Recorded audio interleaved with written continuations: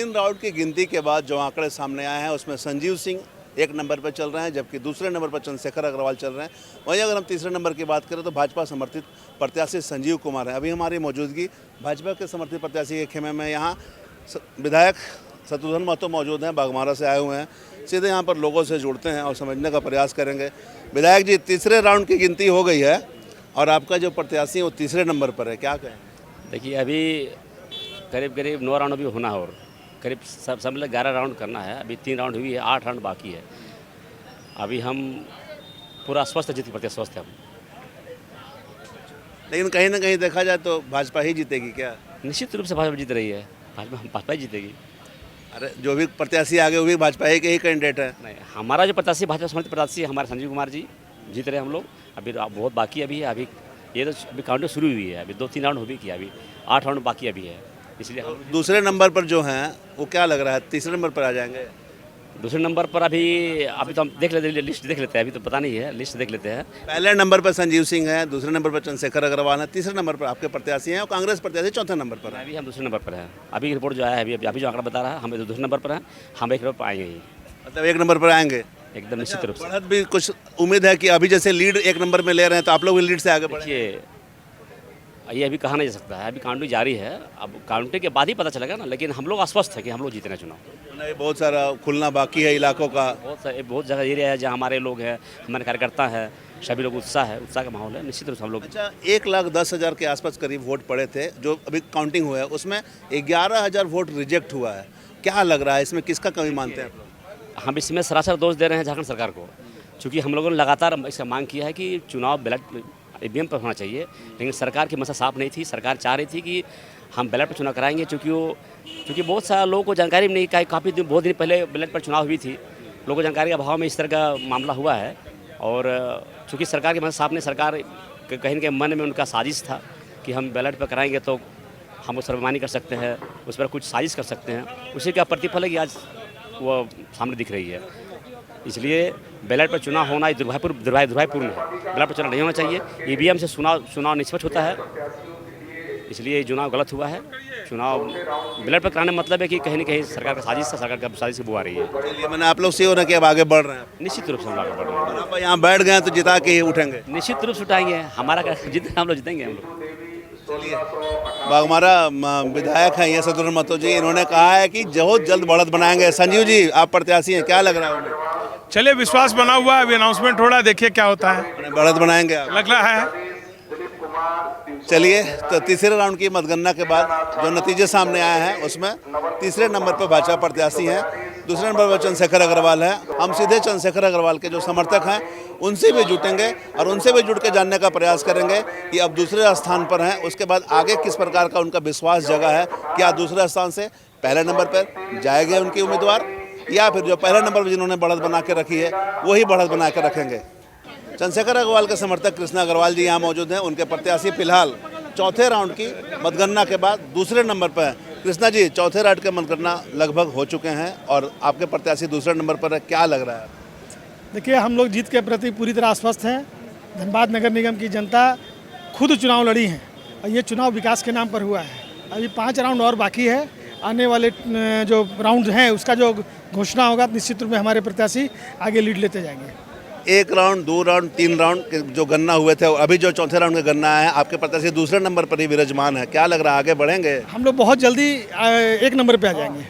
आ जाएंगे? कब तक उम्मीद है आ जाएंगे? ये 5वें 6ठे राउंड का जो ट्रेंड आएगा वो बदलेगा धीरे धीरे। अभी चूँकि 17,000 के आसपास का अंतर है जो प्रथम पंक्ति में हैं उनसे, और द्वितीय हैं हमारे प्रत्याशी, दोनों के मतों में 17,000 मत का अंतर है।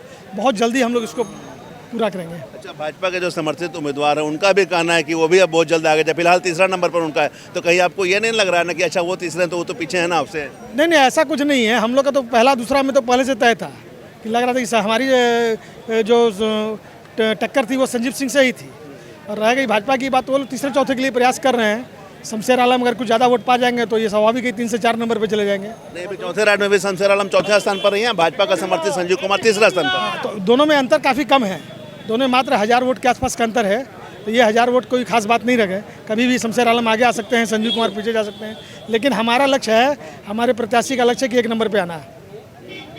लग रहा है कि आप लोग लक्ष्य प्राप्त कर लेंगे। तीसरे चौथे की चिंता हम लोग करना छोड़ दिए हैं। तीसरे चौथे की चिंता जो तीसरे चौथे में वो लोग करें।